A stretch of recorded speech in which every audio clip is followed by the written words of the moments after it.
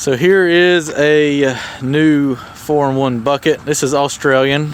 This is Seth. He's not Australian. I'm not Australian. But he wanted a high capacity 4-in-1 bucket. And how long did it take you to find one? About a month. About a month. And the only company you could get one from was it Norm Engineering from Australia. So he contacted them, and here's the bucket, and he is trying to get enough of them and find some interest in it. Where are you technically want to become a dealer for them? We technically are the dealer You are. in the U.S. You are the only person the only person in the U.S. that has one, that has. Well, I don't know if I go that far, but we're can the have access to it. So I had seen this bucket online probably a couple years ago, and I was like, wow, that's a big bucket. And you know, being in Australia, it's not like I could just run over there and check it out, but he actually followed through and got one, and was nice enough to let me come over here and try it out. So here I am. And what is it? What does that say? Pro Series? Yeah, it's their Pro Series bucket, Chris. It's everything: the side cutters, the teeth, the 3 replaceable cutting edges, the high load guard, the holding valve for the 4-in-1 cylinders. So this one, let me just, while we're talking about it, it's actually got a valve in there that will hold pressure on the cylinder. So if you go and bite something, it will keep that pressure on it.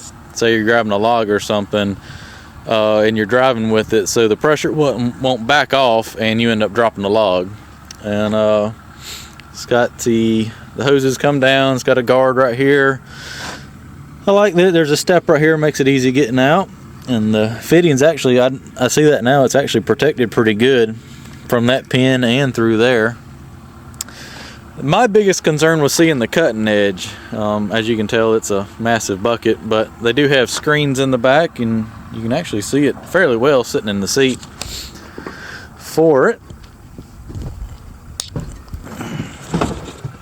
So it's just something different you got to get used to, you know. You got to get different. You're looking through these viewing ports. Your whole entire life you're looking over the top of the bucket. It's cut off right there. So you've got another 16, 18 inches of pretty much the back of a bucket for carrying stuff. But you don't have dirt on your tilt cylinder. Yeah. And you said, what did you say that bucket was? Fully heaped? I want to say it's 1.2 yards. 1.2 yards. So that's probably 30-40% more than a standard 4-in-1. Because lately we've been just using our smooth bucket over the 4-in-1 just because it's so much more efficient in holding the capacity. And Chris, if you want to, we'll take it off the machine and let you get it. It's fine. Well, we can at the end. I'll go use it some first or whatever. Well, we can take it off. Yeah, it's simple enough. It's just 2 hoses. Just 2 hoses. That way everybody can see the back of it. I'll stand here. But I like the bottom. You said the bottom was made out of 3/4 inch AR plate. Yes, sir.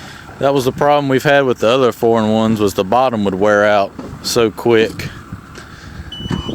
It's a massive bucket.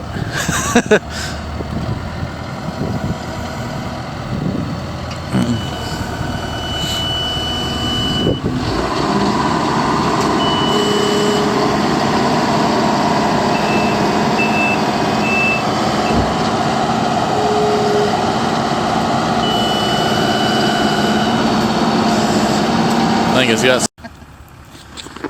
All right, so here it is disconnected. You can kind of see the back of the bucket a little bit better. Now explain the valves again.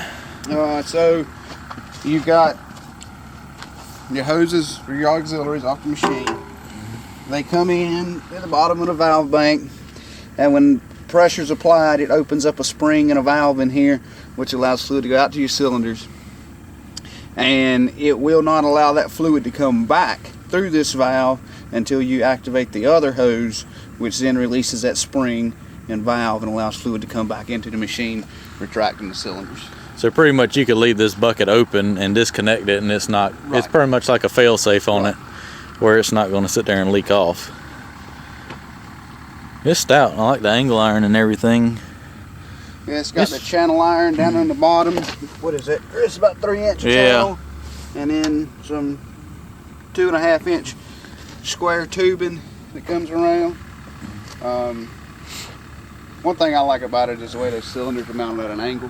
Yeah. It sheds the dirt off. If you do get dirt over it, it's not going to pack in Pack there. in there pretty bad. Because you can see, I mean, even if you get dirt in here as open as it is, It can flow out. It can filter back out. Mm-hmm. All right, well, we'll hook it back up and open it up and show all the functions to it. You can kind of see the movements of it. You see how massive that section right there is, and it's got a curve where the cutting edge is.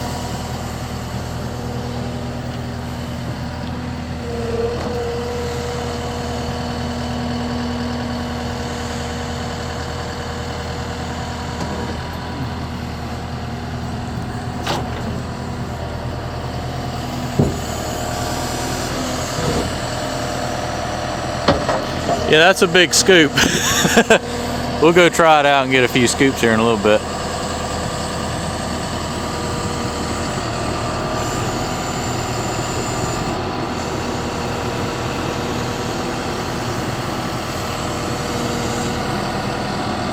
I guess all that's left now is to go try it out.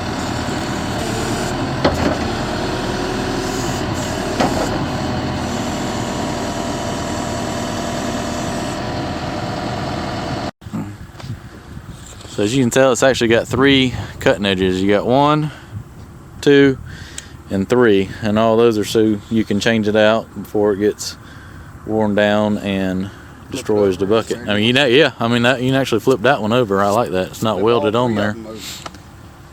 So as it wears down, you can actually take those bolts out and flip them over and get another 50% more life out of it. That's a pretty cool edge like that. I mean, you can almost, I didn't really try it running around trying to grade like that, but you can probably actually, as flat as that is, almost sit it down like a dozer blade and push. I'll have to try that when I make a little video running it.